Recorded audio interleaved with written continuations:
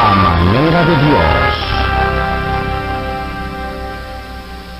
Saludos mis amados, Dios les bendiga, gracias por permitirme llegar hasta usted.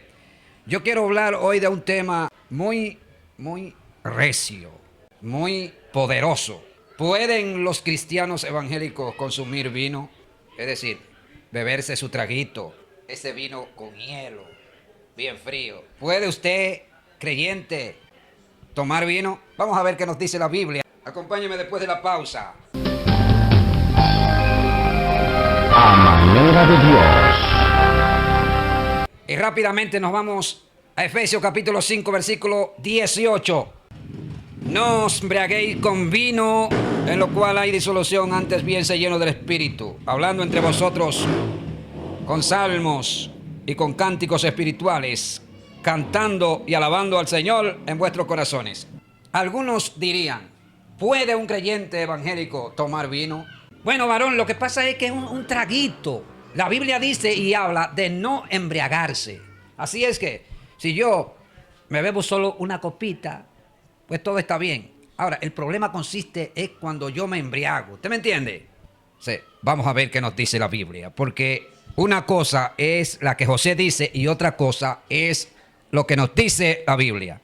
Aquí vemos al apóstol Pablo hablándole a la iglesia de los Efesios. Una iglesia poderosa, con un gran avivamiento del Espíritu Santo, formada por el apóstol Pablo. Era una iglesia que estaba bendecida, que Dios le había bendecido a través del Espíritu de Dios. Por eso dice el mismo capítulo 1 y versículo 13 que ellos recibieron el Espíritu Santo desde el momento en que creyeron.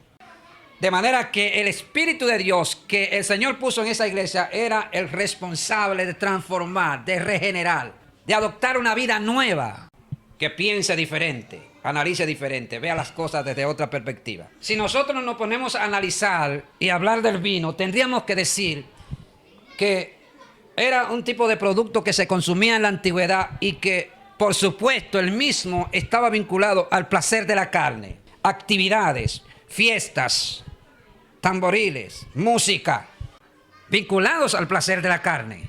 Vamos a ver qué nos dice la Biblia con relación a eso. Isaías capítulo 5, versículo 11, mire, dice: ay de los que se levantan de mañana para seguir la embriaguez, que se están hasta la mañana hasta que el vino los enciende. O sea que estamos hablando que el vino enciende a las personas y no la enciende a través de las llamas del Espíritu Santo que Dios ha derramado en nosotros, sino que despierta el placer de la carne, el deseo carnal. Porque el consumo del vino está vinculado a las fiestas paganas. Por eso es que usted ve que los impíos, los pecadores, se hartan de vino y van al supermercado y compran su botella grande de ese vino que cuesta 1.500, 700, 800 pesos. O sea, es un vino, amado, aleluya, que cuando la gente lo ve, le da el comezón en el paladar, porque está vinculado al placer de la carne. Y nosotros, los evangélicos, debemos de cuidarnos de ese fenómeno, porque no podemos obrar, actuar como actúa la gente que no tienen a Dios. Por eso el apóstol Pablo le dice a los efesios: no os embriaguéis con vino en el cual hay disolución, más bien se lleno del Espíritu. La disolución no es más que la mezcla de un químico con otro. Cuando usted lo liga, ambos pierden la originalidad del componente. Por ejemplo, si usted agarra una leche y le echa café, ya esa leche tiene una disolución, porque ya esa leche no es pura, porque ya usted le echó café. En el término espiritual, cuando el creyente bebe vino, lo que está haciendo es provocando una disolución a su vida espiritual, de tal manera que puede llegar un momento donde esta persona pierde el control de sí mismo, pierde el equilibrio. Entonces entra lo que se conoce, según la Biblia, cuando una persona está ebria, que se emborrachó, pierde el equilibrio. Nosotros estamos llamados para vivir en sobriedad.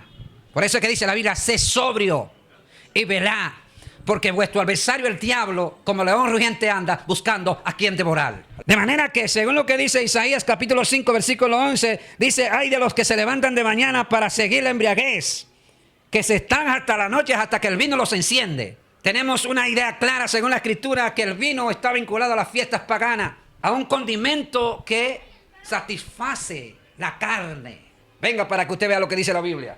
Eclesiastés 10, 17. Mire lo que dice. Bienaventurada tu tierra cuando tu rey es hijo de nobles y tus príncipes comen en su hora para reponer sus fuerzas y no para beber vino.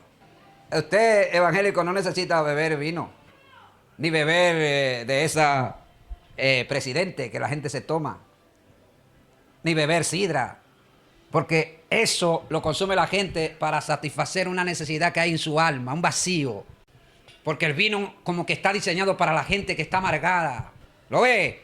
Pero nosotros no estamos amargados, nosotros tenemos el gozo del Espíritu, tenemos la unción de Dios. No necesitamos nada de esa basura que el mundo ofrece a las almas para que se pierdan en el pecado, en el placer de la carne. No, nosotros tenemos algo que satisface nuestras almas. Tenemos el Espíritu de Dios, tenemos a Dios metidos hasta los tuétanos de los huesos, tenemos la unción del Espíritu Santo. Y eso es suficiente, hermano, para que nosotros no tengamos necesidad de nada de las cosas del mundo. Romanos 14, 21. Dice, bueno es no comer carne, ni beber vino, ni nada en que tu hermano tropiece, o se ofenda, o se debilite. Fíjense, el apóstol Pablo está diciendo ahí que bueno es no comer carne ni beber vino. Amado, lo que pasa es que cuando tú te bebes un traguito de vino, después quiere el otro, y después quiere el otro, y después viene el otro trago. Y cuando viene a despertar, ya el varón tiene un humo, gloria, que anda mareado, porque ya el vino lo encendió. Mi alma. ¿Y usted cree que es fácil usted beberse un traguito de vino y después no querer el otro? ¿Me va a decir usted a mí que usted si se bebe el primero no va a querer el otro? ¿Se enciende? Levítico 10:9.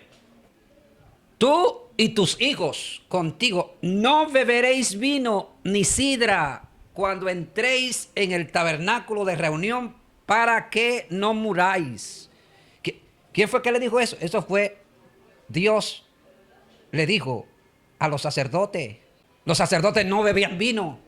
Ahora, si el vino no fuera un problema para los creyentes y afectara su vida espiritual, su santidad, entonces Dios no se lo había prohibido a los sacerdotes. ¿Y qué dice la Biblia? En 1 de Pedro dice que nosotros somos ¿qué? Real sacerdocio, pueblo santo, adquirido por Dios, para que anunciemos las virtudes de aquel que nos llamó de las tinieblas a su luz admirable. De manera que un creyente santo, aleluya, que ama la palabra, que ama a Jesús por encima de cualquier cosa, no ingiere vino por su garganta. Porque esa garganta se la puso Dios ahí fue para que le alabe y predique y exhorte a la gente que están perdida. No fue para que usted empiece a gerir vino por ahí para emborracharse. Así es que si en alguna ocasión usted se ha bebido sus 2 o 3 copas de vino, deje eso. Porque Dios se lo prohibió. ¿A quiénes? A los sacerdotes. Y usted es un sacerdote que ministra la palabra de Dios. Ministra los bienes venideros. Ministra las cosas espirituales que Dios puso en su vida. Para que otros sean alcanzados. Para que usted sea bendecido. Aleluya. Prosperados en la fe. Siento presencia. Aleluya. Evangélicos que se beben su trago. Yo creo que esa gente que se beben su traguito desde hoy ya van a renunciar a eso y van a consagrar su boca única y exclusivamente para alabar y glorificar el nombre de Dios. Proverbio 21, mire lo que dice, para que usted vea que lo que le estoy diciendo está en la Biblia.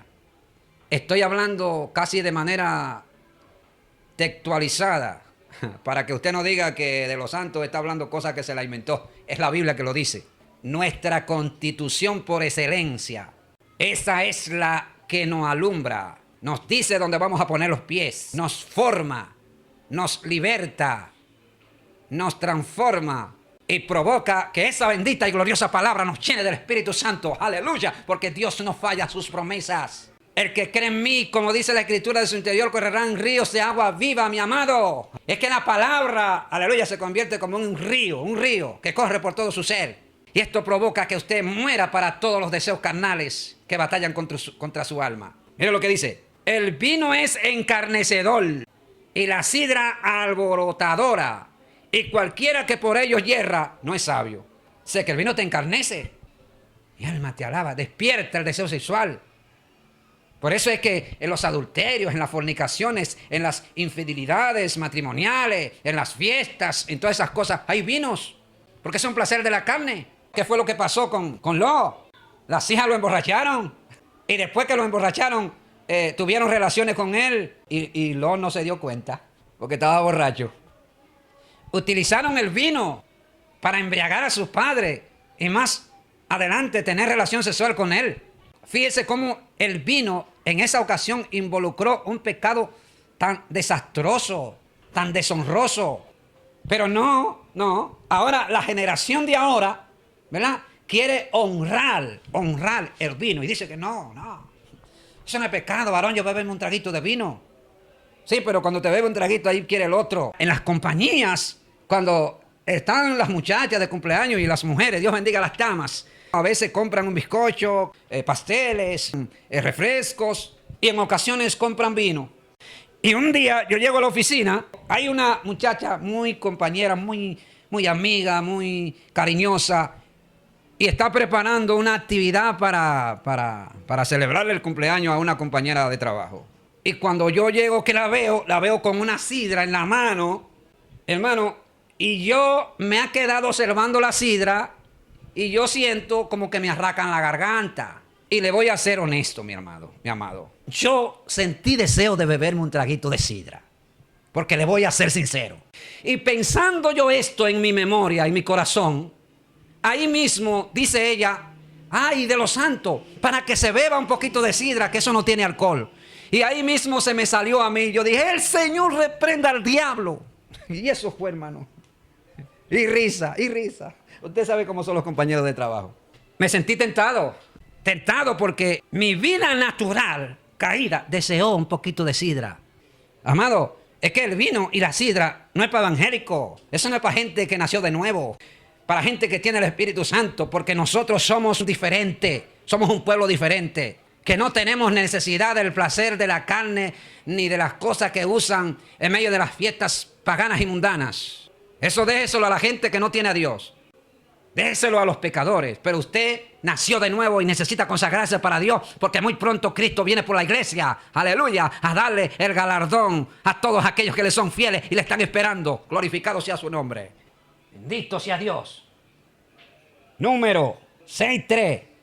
Desde el versículo lo dice, para que usted vea que es la Biblia que lo dice, que no soy yo. Dice, habla a los hijos de Israel y diles, el hombre o la mujer que se apartare, que se apartare haciendo voto de nazareo, separado, consagrado para dedicarse a Jehová, se obtendrá de vino y de sidra. No beberá vinagre ni de vino, ni vinagre de sidra, ni beberá ningún licor de uvas. Para que usted vea que la Biblia nos dice qué tenemos que hacer la gente que son santas. Aleluya. Los nazareos, hermano, eran personas que se consagraban para Dios. Y Dios le había dicho que si mujer o hombre se apartare para consagrarse para Dios, no podían beber ni vino ni sidra. Porque no beber vino ni sidra es característica de la gente que son santas, hermano. Desea el vino, desea la sidra, porque todavía, discúlpeme el término, usted está carnal. Usted está en la carne, hermano. Si usted se bebe su trago de vino y de sidra, usted está carnal. Alabado sea Dios. Pero en este momento te estamos presentando la palabra de Dios. Y el Espíritu de Dios te toca y te dice que te consagre para Él. Porque muy pronto viene la recompensa. Isaías 11-12. Lo leí ahorita, pero voy a volver a mencionarlo. Dice, ay de los que se levantan de mañana para seguir la embriaguez, que se están hasta la noche, hasta que el vino los enciende. Y en sus banquetes, es decir, en sus fiestas, en sus bachatas, en su merengue, en su música de género urbano. En todas esas fiestas hay banquetes, hay arpa, vihuela, tamboriles, flautas y vino. Y no miran la obra de Jehová ni consideran la obra de sus manos. Es un tipo de persona que no piensa en Jehová. Que todos sus pensamientos, sus formas de vivir es sumergida en el placer de la carne. Y por eso se va detrás de las fiestas paganas y se enciende con el vino, con la juca, con el alcohol, con la cerveza fría. Pero ¿quiénes hacen eso? Los pecadores. ¿Por qué lo hacen? Porque no tienen a Dios, están en tinieblas. Ahora bien, Quizás hay creyentes que no lo hacen en la misma proporción que lo hacen la gente que no tiene a Dios. Quizás usted va al supermercado, agarra una botella de vino, ¿verdad? Y cuando cena se bebe una copa. Al otro día vuelve y cena y se bebe otra copa. Tú no te emborrachas, con esa copa no te emborrachas. Y aparentemente pasa desapercibido y se ve como que no es nada. Pero la Biblia lo prohíbe. ¿Y por qué lo prohíbe? Bueno, porque es un tipo de producto que está vinculado a las fiestas paganas. Escuche bien, a las fiestas paganas, a las fiestas carnales. Hoy no lo dice ahí Isaías. Dice, ay de los que se levantan de mañana y están hasta la noche, hasta que el vino los enciende. Hay un ay. Por eso, mi amado, es que la iglesia es diferente. La iglesia tiene que apartarse de todo lo que esté vinculado al placer de la carne, al placer de las cosas mundanas. Es como el vino lo usan la gente mundana, las que no tienen a Dios, la gente que está perdida. Entonces, usted que es salvo debe de alejarse de eso. En 2 de Samuel, en el capítulo 13 y versículo 28, dice la Biblia, hermano, y habla de la traición de Amnón. Amnón fue asesinado por causa de los siervos de Absalón. Y entonces él les dio órdenes a ellos que primero esperaran que Amnón estuviera embriagado del vino. Es decir, que estuviera borracho, caliente, encendido. Y cuando esperaron que él estaba encendido por el vino, entonces le quitaron la vida. De manera que aquí vemos que el uso del vino, por lo menos en esta ocasión, estuvo vinculado a una traición de muerte contra este hombre. Es un placer de la carne, hermano, consumir vino. Y los evangélicos no lo usan, porque eso enciende la carne. Y dice la Biblia en Efesios, en el capítulo 5 y versículo 18, no os embriaguéis con vino en el cual hay disolución, más bien sé lleno del Espíritu. Aquí el Espíritu de Dios es opuesto, es contrario a consumir vino. ¿Por qué el apóstol Pablo dice esto? Bueno, porque si lo menciona es porque en ese tiempo se consumía el vino de manera normal. Pero ¿quiénes eran? La gente que no tenía a Dios. No era la iglesia. Entonces como Pablo sabe que esa gente creyeron y estaban en la iglesia, le alerta y le dice, no se embriaguen con vino. En otras palabras, ahí hay problema. Ustedes perderán la sobriedad que pone el Espíritu Santo en ustedes. No se embriaguen. Mejor llénense del Espíritu. Hermano, no necesita entretenimiento en fiestas paganas y mundanas. La iglesia lo que necesita es estar llena del Espíritu, llena de la unción, llena de las cosas de arriba. Siento presencia. Aleluya. Esto está prendido aquí, mi hermano. Para nosotros entender por qué nosotros debemos de cuidarnos de este fenómeno llamado vino, que opaca la santidad en el pueblo de Dios y los hijos del Señor que Él ha escogido, lo ha redimido y ha puesto en ellos su Espíritu Santo.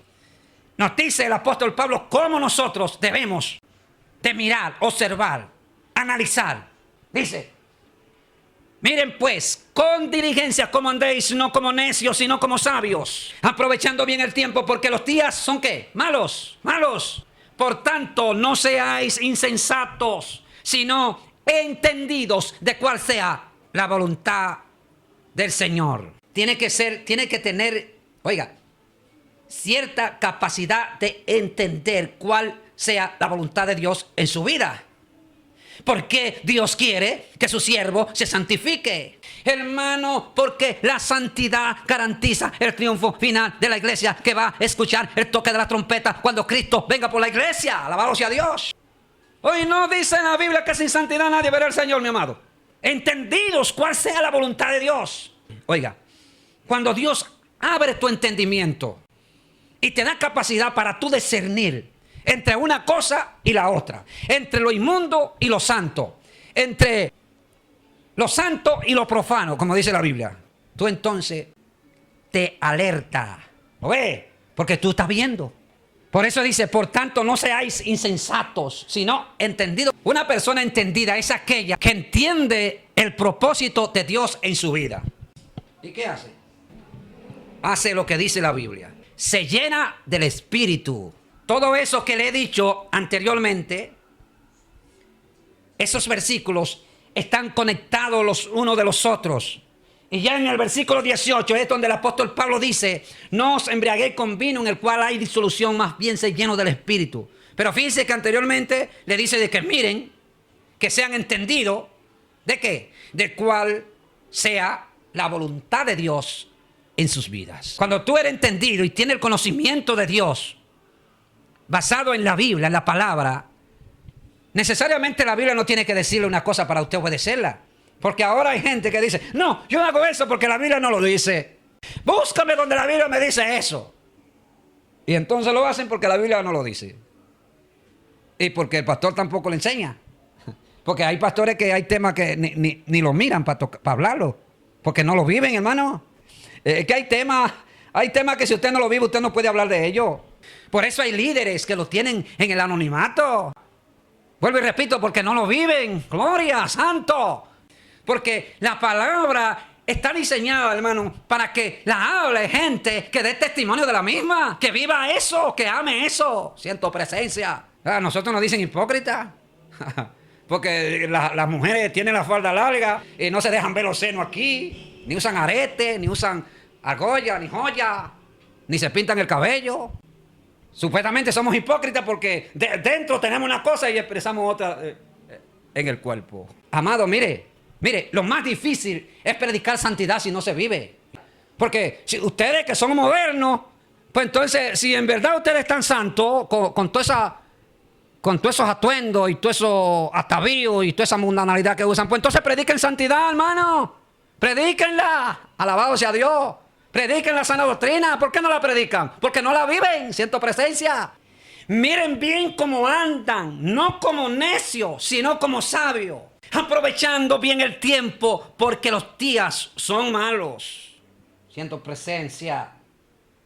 Mi alma te alaba. Aleluya. Hay power de Dios. Siento la presencia del Espíritu. Mi alma te alaba, Jesús. Por tanto, no seáis insensatos, sino entendidos cuál sea la voluntad de Dios. ¿Y cuál es la voluntad de Dios? Es nuestra santificación, mi amado.